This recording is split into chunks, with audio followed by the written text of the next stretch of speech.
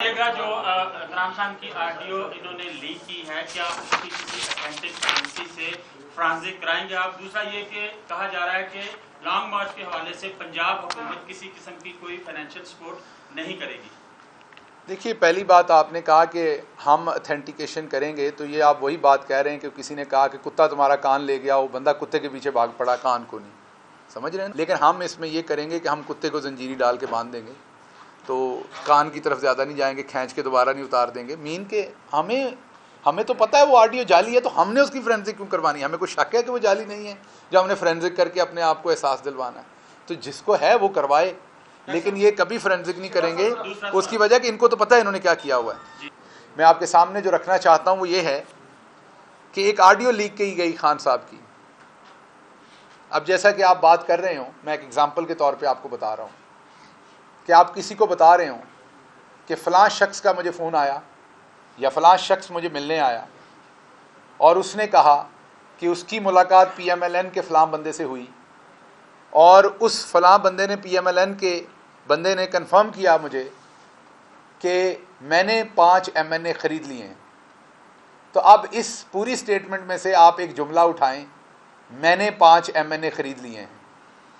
ये आप सहाफ़ी हज़रात अक्सर फाइल करते हैं स्टोरी, आप अपने एडिटर को फ़ोन करते हैं, वो जी मुझे शहबाज गिल साहब मिले थे, उन्होंने बताया कि उनको फवाद चौधरी साहब ने बताया कि मैं कल कराची जा रहा हूँ। तो अब आपके उस जुमले को मैं कल कराची जा रहा हूँ को बीच में से उठा के किसी और टेप में लगा दिया जाए जिसमें आप किसी अपने और कज़न को बता रहे हो कि वहाँ पर शादी है, तो आपके दोनों जुमले लग गए। मैं कराची जा रहा हूँ, जो कि असल में आप फवाद चौधरी साहब की स्टेटमेंट बता रहे थे एडिटर को, अगली आप अपने किसी कज़न को बता रहे थे बात कि वहाँ शादी है, या आप कह रहे हो वहाँ मेरी शादी है जो 2 साल पुरानी आपकी कोई स्टेटमेंट हो जब आपकी शादी हुई हो, और आप कराची और शादी इकट्ठी कर दें, आप घर जाएं और बेगम से आपको मार पड़े कि तुम कराची में कौन सी शादी कर रहे हो। तो ये उसी तरह की वाहियात हरकत की है इस हुकूमत ने, क्योंकि ये वाहियातियों के बगैर और कुछ नहीं कर सकते कि वो एक स्टेटमेंट जो खान साहब किसी के बारे में कुछ कह रहे होंगे, ये जो खान साहब की ऑडियो मैंने आपको बताया कि लीक की गई, किसी और कॉन्टेक्स्ट से बात उठा के किसी और कॉन्टेक्स्ट में रख दी गई, इनकी खरीदो फरोख्त का असल में वो जिक्र कर रहे थे जो इन्होंने उनके खाते में डाल दिया। अगर खान साहब खरीदो फरोख्त कर रहे होते तो 84 वाला वज़ीर आज़म बना बैठा है इस टाइम, और खान साहब जो मेजॉरिटी पार्टी हैं वो अगर 5 MNA खरीद लेते और ख़रीदे हुए होते तो वो वज़ीर आज़म होते। दूसरी बात मैंने करनी है, मरियम औरंगज़ेब साहबा बार बार थप्पड़ों की बातें करती हैं, उंगलियां निकाल निकाल के बातें करती हैं, आंखें निकाल निकाल के बातें करती हैं, अपीयरेंस पे बात करती हैं, खान साहब के काले चश्मे पे बात करती हैं। मरियम औरंगज़ेब साहबा ये ना किया करें, ये बदतमीज़ी है, बद तहजीबी है जो आपने बचपन से नहीं सीखी हुई। आप हमारी बहन है लेकिन आप बहुत ही बड़ी बदतमीज़ हैं। जब आप ये कहेंगे तो वापस कोई प्लास्टिक सर्जरी की बात करेगा, क्योंकि आप चश्मे की बात कर रहे हैं ना। मैं अगर आपकी ज़ाहरी लुक्स के ऊपर बात करूंगा तो आपके पास फिर पूरा हक होगा मुझे जवाब देने का। मुझे तमीज़ के दायरे में रहना है। जब मैंने अभी आपको बहन कहा है, हमेशा बाजी कह के आपके बारे में बात की है, तो आप बदतमीज़ी करें, लेकिन बार बार आपसे रिक्वेस्ट की है कि अपने शौहर के मुकाबले में दूसरे लोगों से कम बदतमीज़ी किया करें। उन पर तो आपके एहसानात हैं कि आपने उनके कहने पर सिगरेट एजेंसी के अरबों रुपए जो हैं वो टैक्स माफ़ करवा के दिया, वो तो अब आपसे जूते खाएंगे सारी ज़िंदगी। कुछ कह रहे होंगे कि उसने 5 MNA ख़रीद लिए हैं, वो कह रहा है कि मैंने 5 MNA ख़रीद लिए हैं, उसमें से वो जुमला उठा के, और वो नज़र आ रहा है, मुझे कहने की ज़रूरत नहीं, पाकिस्तान के सारे सहाफ़ियों ने ये कह दिया, जो बड़े इंपॉर्टेंट सहाफ़ी, उन्होंने ये कह दिया कि इसमें तो तीन हिस्से तो उनको सुन के नज़र आ रहे हैं कि जुड़े हुए हैं। अभी जब उसका फोरेंसिक होगा तो पता नहीं कितने जुड़े हुए होंगे इससे। तो इसलिए इस टाइम आपके पास टोटल MNAs की तादाद है 84, और आपके इस टाइम मिनिस्टर हैं, कैबिनेट मेंबर 76। तो मुझे सिर्फ अफसोस उन 8 पे हो रहा है जिनकी बारी नहीं आई। तो खुदा की لاٹھی بے آواز ہوتی ہے. ان 8 بے زبانوں مسکینوں کے اوپر بھی رحم کیا جائے, انہیں بھی وزارت جیسی جو بنیادی سہولت ہے وہ فراہم کی جائے, کیونکہ آپ کی پارٹی کے حساب سے تو جیسے سانس لینا, کھانا کھانا, کپڑے پہننا, یہ بنیادی ضرورتیں ہیں اور بنیادی حقوق ہیں انسانوں کے. ایسے لگتا ہے آپ کے ایم این ایز کا وزیر بننا بنیادی حق ہے. تو وہ جو 8 ہیں وہ کیا سوتیلے ہیں, وہ کسی اور ماں سے بیچارے پیدا ہوئے ہیں, کمتر ہیں, یا ان کی جو ایم این اے شپ ہے وہ جعلی ہے؟ تو ان کو بھی یہ موقع فراہم کریں. 76 اور 84 میں زیادہ فرق نہیں ہے. اللہ کا نام لیں, جو آپ کی سپیڈ ہے میرا خیال اگلے 8-9 دن کے اندر آپ یہ کام پورا کر لیں گے. اور ہیں بھی آپ کے پاس اتنا ہی ٹائم زیادہ نہیں ہے, کیونکہ آپ نے ان کے کہنے پر یہ قومی نقصان پہنچایا قومی خزانے کو, اور یہ کرپشن کی ایک بہت بڑی داستان ہے جو آپ نے رقم کی. لیکن دوسرے سیاستدانوں کے بارے میں بات کرتے ہوئے تھوڑی محتاط رہا کریں کہ آپ کی بد زبانی, بد اخلاقی, بد تہذیبی کہاں تک جانی ہے. دوسروں کو آپ بڑی جلدی بد تہذیب قرار دے دیتی ہیں. آپ کو اس سے کیا لینا دینا ہے کہ خان صاحب نے کالا چشمہ پہنا ہوا ہے یا انہوں نے کالا چشمہ نہیں پہنا ہوا؟ یہ اتنا انٹرسٹ آپ کو ان کے چشمے میں کیوں ہے؟ جب آپ لیں گی ان کے چشمے میں اتنا انٹرسٹ, تو پھر ہم واپس, میری بہن, آپ کی لیڈر آپ میں انٹرسٹ لیں گے, اور جب ہم یہ بتائیں گے کہ آپ کی طرف کیا کچھ ہے تو پھر وہ بد تہذیبی میں آ جاتا ہے. بہتر نہیں ہے, اس لیے آپ یہ بد تہذیبی نہ کریں. آج انہوں نے یہ بھی بتایا کہ عمران خان کی حکومت کے اندر آٹا 55 روپے سے 100 روپے میں چلا گیا.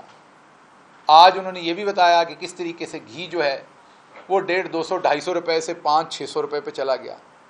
آج انہوں نے یہ بھی بتایا کہ عمران خان کی حکومت میں ڈالر کس طریقے سے 176-78 روپے سے بڑھ کے 245-240 روپے تک چلا گیا. یہ مجھے لگ رہا ہے انہوں نے شہباز شریف کا نام اب عمران خان رکھ لیا ہے, کیونکہ وہ بار بار کہتا تھا میرا نام بدل دینا, اگر یہ نہ ہوا تو میرا نام شہباز شریف نہیں کوئی اور رکھ دینا. تو میرا خیال ہے یہ بتانا بھول گئے ہمیں, اندر کھاتے انہوں نے شہباز شریف کا نام عمران خان رکھ دیا ہے. جیسے پہلے انہوں نے ایک اور جانور کا نام شیر رکھ کے تو انتخابی نشان اپنا بنایا ہوا تھا, وہ آپ کو پتہ ہی ہے. شیروں والی حرکت کوئی نہیں تھی, حرکت وہی تھی دوسرے جانور والی, لیکن نام شیر رکھا ہوا تھا.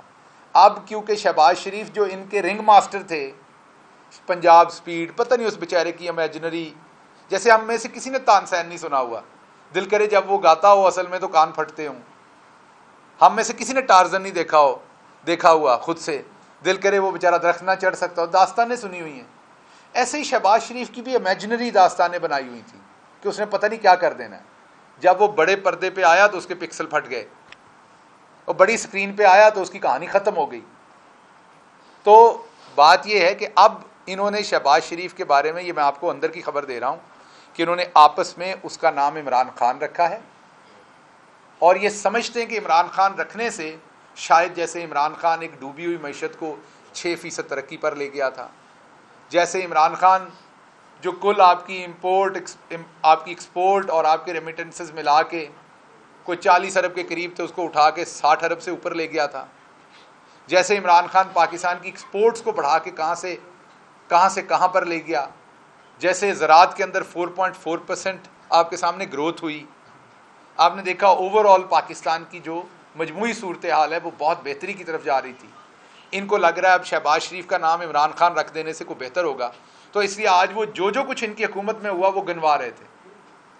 عمران خان کی حکومت میں ایک بھاگا ہوا شخص مجرم اسحاق ڈار جو ہے اس کو لا کے واپس وزیر خزانہ بھی بنا دیا, اور جو بجائے اس کے کہ قوم کو کوئی ریلیف دیں, وہ اصل میں موڈیز کو اور دوسری کمپنیز کو دھمکیاں دے رہے ہیں کہ اگر آپ نے ہماری ریٹنگ واپس نہ کی تو ہم یہ کر دیں گے. اب وہ آپ کی دھمکی سے تو نہیں چلنے والے, وہ اسٹیٹ بینک کا بیچارہ کوئی ملازم تو ہے نہیں, وہ تو ایک انٹرنیشنل ریٹنگ فرم ہے, وہ اپنے حساب سے کام کرتی ہے.